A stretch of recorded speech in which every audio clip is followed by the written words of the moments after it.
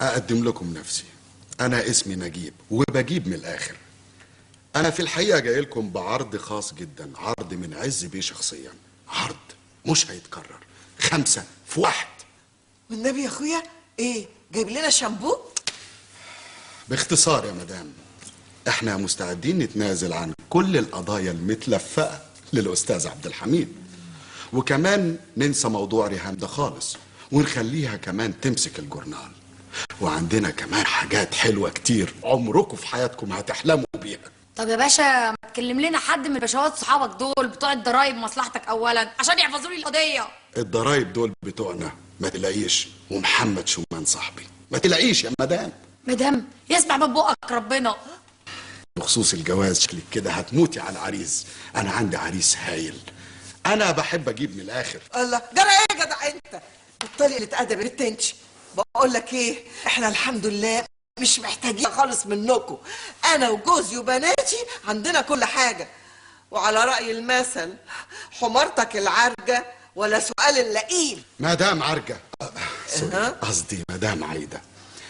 انا عارف ان طول عمرك بتحلمي بالكيتشن ماشين الايطالي ال 300 واط. بتتكلم جد؟ كيتشن ماشين؟ بس بقى منك ليها له. رخصتينا يا عايده، كيتشن ماشين و300 واط. اسمع يا جدع انت اللي بتجيب من الاخر، احنا ناس ما ينفعش تشتريها بالمال. بالنسبه لك انت بقى يا استاذ تامر، احنا هنبني لك بدل الاوضه اللي فوق السطوح المعفنه دي، هنعمل لك سويت مفتخر، وقدامه حمام سباحه معتبر. والمفاجاه بقى هنجيب لك شو روسي في الويكند. ايه ده؟ انا بصراحه طول عمري حاسس ان ماليش نصيب في بناتك يا عايده، ونفسي اتجوز واحده روسيه. عايده يا حبيبتي، جبت لك العنب اللي انت توحمي عليه، ياك تعرفي تجيبي لي الولد ده. ايه انت جبتي الولد من غير ما مين ده؟ انت مين؟ وازاي دخلتي بيتي وانا مش موجود؟ ده نجيب بيه اللي بيجيب من الاخر. وطي حب على ايده كده يمكن تاخد لك 10 جنيه فتح كلام.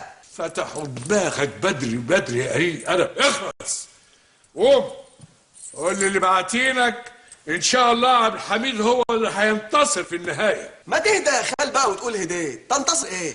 اذا كنت انت رفدوك من المدرسه، رهاء رفدوها من الجورنال، اني كسروا لي الفيلا بتاعتي ودغدغوا لي الشاكوسي. فاضل ايه؟ ان هم يسخنوا عليك مراتك عايده دي عشان ترفع عليك قضيه خلع. بصراحه خلك يتعوض، انما الكيتشن ماشين ما تتعوضش. اخرسي يا عايده وهاتي العنب، خساره فيك. وانت يا اخويا قاعد متنك قوي، قوم روح قول لعز عزيز بتاعك ان شاء الله هرفد له ابنه وهقعده جنب مامته في البيت ومش هيشوف الشمس تاني. ده شفط مناخيري. ايه ده يا بنتي الدنيا اتقلبت كده ليه؟ يا لهوي يا حزني، ده شكلهم بيركبوا اليافطه الجديده بتاعت الفول ابو 2 ونص. يا شباتة المستهلك المصري فيك يا الهام. يا لهوي ياما يا حزني ياما. السلام عليكم. ايه ده؟ ايدك معانا يا ريس وحات ابوك. ايه ده؟ انتوا مين وجايين منين؟ جايين منين؟ جايين من البلكونه يا عم. هيكون جايين منين يعني؟ بنركب اليافطه بتاع المول الجديد، مول ابو 2 ونص. ب2 ونص وتعالى بص 2 ونص. يا عم انت لسه هتتأمل. يلا يا عم ايدك معانا نربط الحبل. شوف عبد الحميد بيعمل ايه بص ايه. الله ايه ده؟ يلا يلا نطي من البلكونه، نطي من البلكونه يا بنت.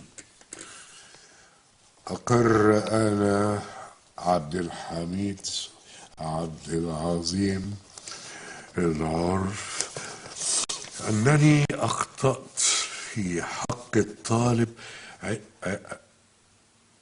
وحشة أوي. طيب، أقر أنا عبد الحميد عبد العظيم العرف أنني لم أقصد أن أذنب الطالب عزت بيه. لا ليه كده؟ لا وحشة قوي دكتور. طيب، أقر أنا عبد الحميد عبد العظيم العرف أنني تبت اجي جنب الطالب عزت بيه نهائيا وبقول له اهو حقك عليا يا عزت بيه، وادي راسك كمان حبوسها. أخبار اليوم: تم القبض على المليونير عز العزيز في قضية تهريب مخدرات وموبايلات صيني، وتم رفع الحصانة عنه، كما تم فصل ابنه عزت لاختلاس مبلغ كبير من إيرادات الكانتين، بالإضافة لسحبه للشوكولاتة وبيعها في سوق السوداء خلف سور المدرسة. الله الله الله الله. اقرار. اقر انا يا عبد الحميد عبد العظيم العرف ان ربنا سترها معايا وجاب لي حقي تالت وامتلت. الحمد لله.